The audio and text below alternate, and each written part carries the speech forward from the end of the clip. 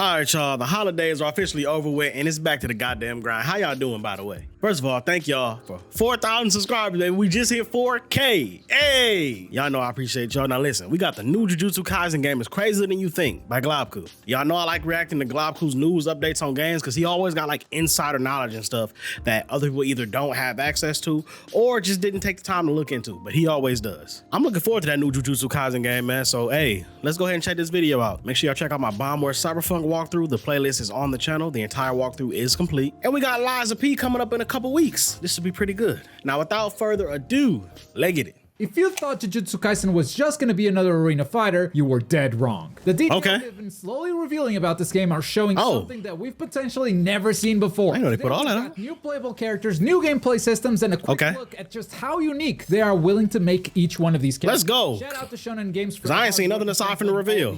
Let's take a deep dive into just it was on, okay, they released it in Shonen Jump. Game is becoming. Got you. Let's start on this page right here that talks about your cursed energy. With any character that you pick, if you increase your cursed energy, you will increase your cursed level, and your abilities will become more powerful. In Itadori's case, his Divergent Fist will become Black Flash after you increase your curse level. So there's like an innate level up system. You start with your basic versions of attacks, and they get stronger as you level up, and the types of attacks will increase, probably granting you different properties and access to different moves. Okay, it'll just naturally happen over the course of the battle.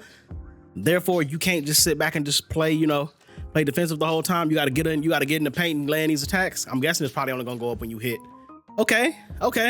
This already tells us a lot. Let's get it started. This isn't exactly the same, but it reminds me a lot of Ultra Rumble, where we take Shigaraki, for instance. He has an ability. I ain't played Ultra Rumble since the beta, bro. I forgot this game existed. Level, the size is decent. But after you level it up, it becomes gigantic. Yep. And this seems to be something akin to that. Damn. With your meter, probably. The more meter they got knocked out, the stronger your attacks become. Good hands. Like leveling up your character. Gojo, for instance, is able to use red and blue from the get-go, but if you increase your curse level, you can use purple too. And so far, this seems different, but very straightforward. We're only getting started though. Leveling up your curse level doesn't just improve your abilities, it also provides you with a passive buff. And this passive buff is actually unique for every single character. Two examples here. Yuji's passive is called Gear Up, and he gets Crazier Speed. He's a rushdown character. This is going to make it easier for him to get in and deal the damage. Sound good to me. Gets limitless curse. Oh no, not super armor. Now, I would say that this sounds like a surge in Demon Slayer, where all of your attacks become armored attacks. Reading the description makes it sound even more busted than that, saying that he cannot receive damage from any attack for a set time. So it's like invincibility rather than armor. Right? These two passive buffs are completely different from each other. Because with super armor, even though you can't flinch or nothing, you still take damage from hits. So you pretty much are tanking attacks, but you're still getting damaged.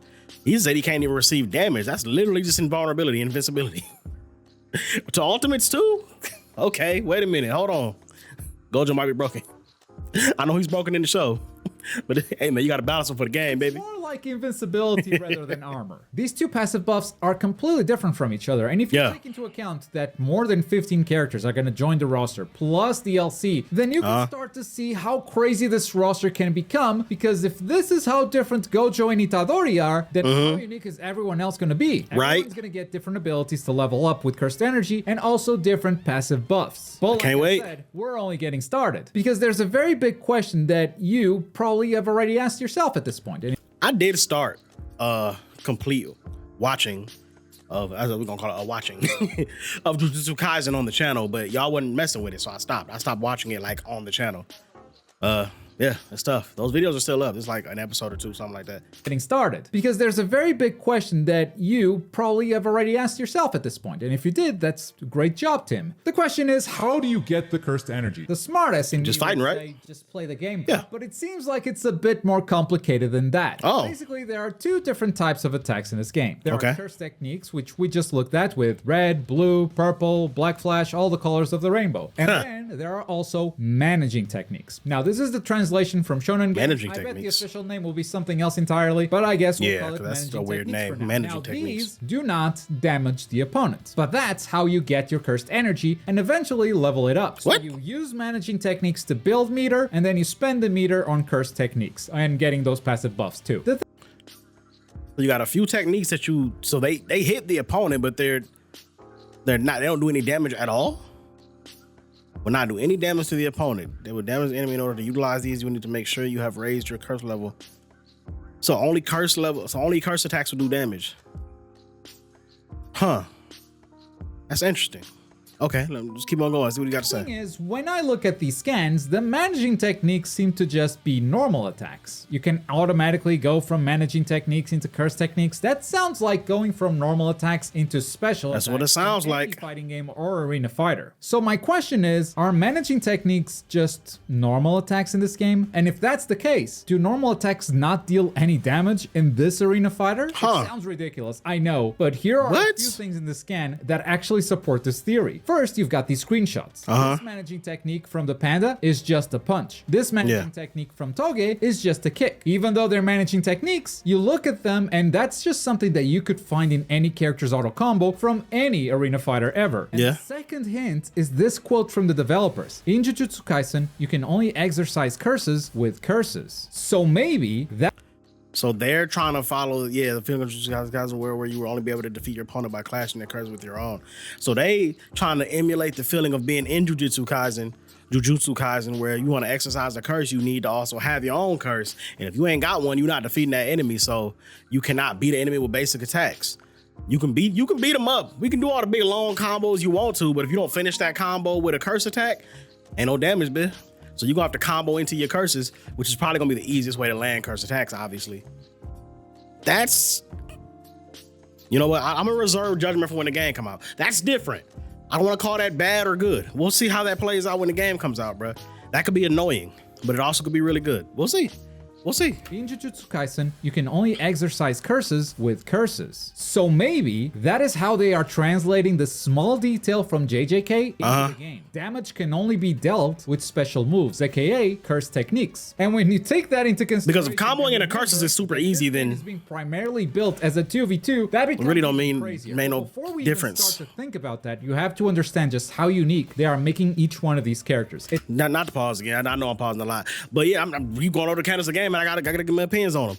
Yeah, if this really is like that, if every time you do regular attacks, they don't do no damage, but it's easy to combo regular attacks into curses, they're pretty much like guaranteed to hit as long as you combo into them, and the curses just do a big chunk of health.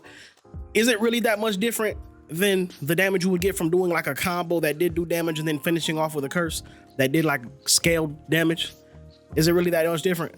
I don't think it's really that much different, but hey, we'll see when the game come out. All right, let's go. To think about that, you have to understand just how unique they are making each one of these characters. It's not just their curse techniques, it's not just the passive buffs that change, they are building entirely unique gimmicks for each one of them. We've talked about Itadori before. He's very straightforward. He's a brawler who likes to get in close and deal heavy damage. I bet he's not going to have a ton of ranged attacks, but he's going to get a speed buff from his passive, which allows him to get in closer much faster and much easier. That's going to be nice. Gojo, on the other hand, is a character that will have projectiles and very big projectiles at that. Paired up with his invisibility, he's going to feel like an absolute god in this game. He's gonna be annoying to fight. Is still their concern. To balance out Gojo, what they're gonna do is make these huge attacks take longer to activate. Wait a minute.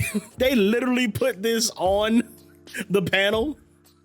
Ryder Eyes' big question is Gojo going to be too OP? The game will be balanced. That is hilarious, bro.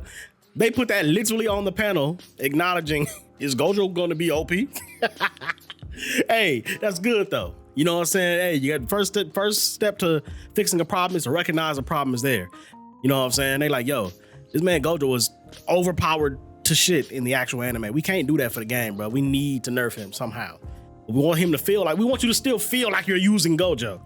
What they do? Okay.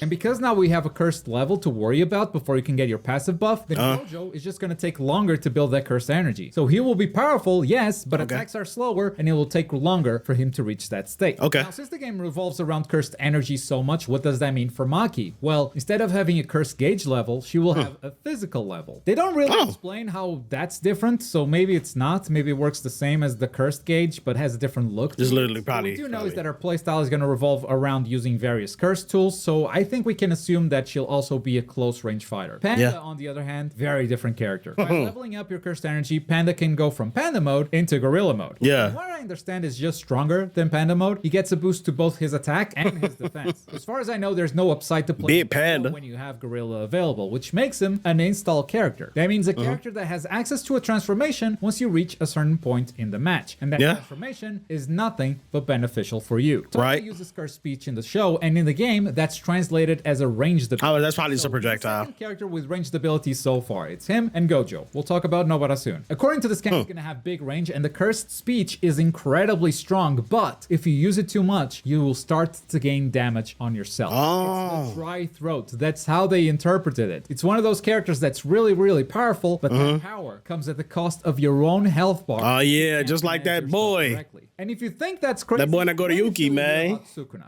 I ain't playing Good to Get Stronger, man. I need Right to. now. According to this Bandai tweet, Sukuna wields heavy, indiscriminate blows regardless of friend or foe. And this is why I wanted to explain character gimmicks before you think about Wait. Are they saying that he can hurt your own partner? So like if you call an assist and use a move, you can hit your partner on accident or something like that? I don't know. It's for a 2v2 setting. Sukuna is actually capable of friendly fire. Wow. Right here, this technique is hitting 3 characters. One That's of them is for hilarious. sure your ally. I don't know which one though. But at the same time, not every attack in this game will deal damage. So if you're the Sukuna player, that's something that you can probably manage. If you have friendly fire on at all times, maybe you can just go for some managing attacks, and even if you hit your teammate, it doesn't matter. Managing attacks do not deal damage. It'll still be annoying, but yeah. It's a little bit of speculation because we don't fully know how Sukuna works just yet. All I know is that I'm going to be randomly matched with a Sukuna player that will 100% kill me. At some point during this game's life, that is definitely going to happen. Now, we don't actually have a ton of Nobara and Megumi information. We did see snippets of them in the announcement trailer, and Nobara is definitely capable of long-range attacks. Oh yeah, you already know. Long-range combos. And we also briefly see her Black Flash, so that's probably what happens when you level up her cursed ability. Megumi, on the other hand, has several creatures at his disposal, which now that we know how this whole game works, maybe you get access to more powerful beasts as you build up your cursed energy, or maybe you're able to bring multiple beasts into the stage at the same time. At once? Oh, that'd be annoying to deal with. Are a little bit thin for now. So now do you see how much crazier this game it's gonna be different, bro. Sounded? It looked like just another arena fighter. All of a sudden, there's all these mechanics that I've never even heard of. And the number one reason why I'm so much more excited for this now that we've learned all of that is because this game is coming from a developer that's actually pulled this off already. Viking has already made an arena fighter with a pretty big roster. Oh, you're talking about just arena fighter in general? It's very unique. I thought he was talking about like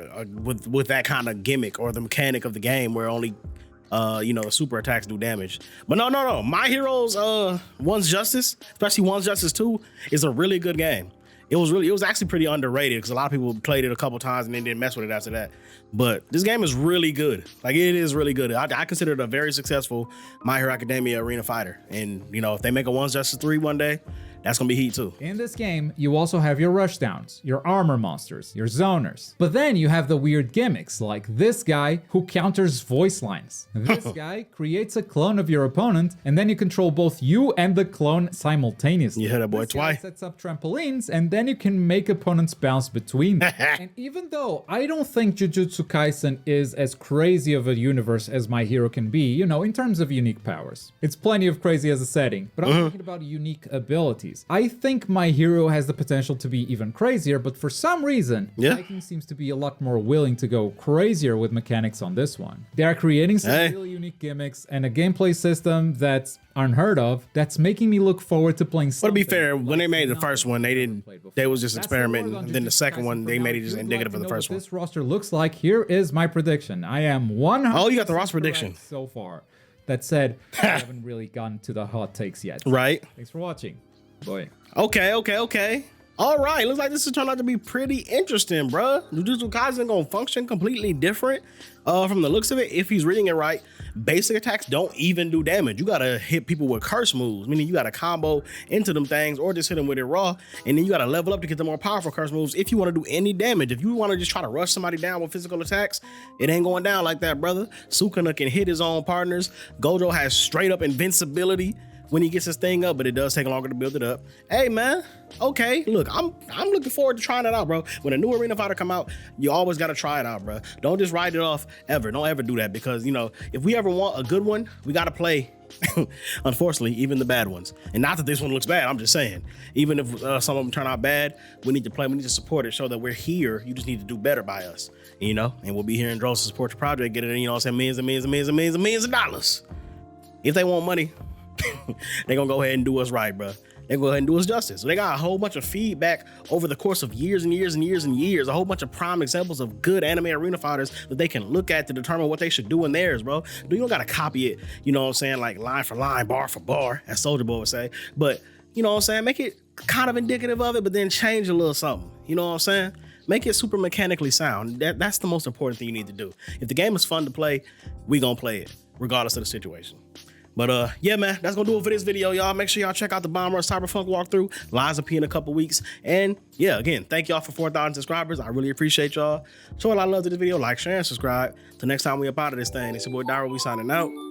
Hey.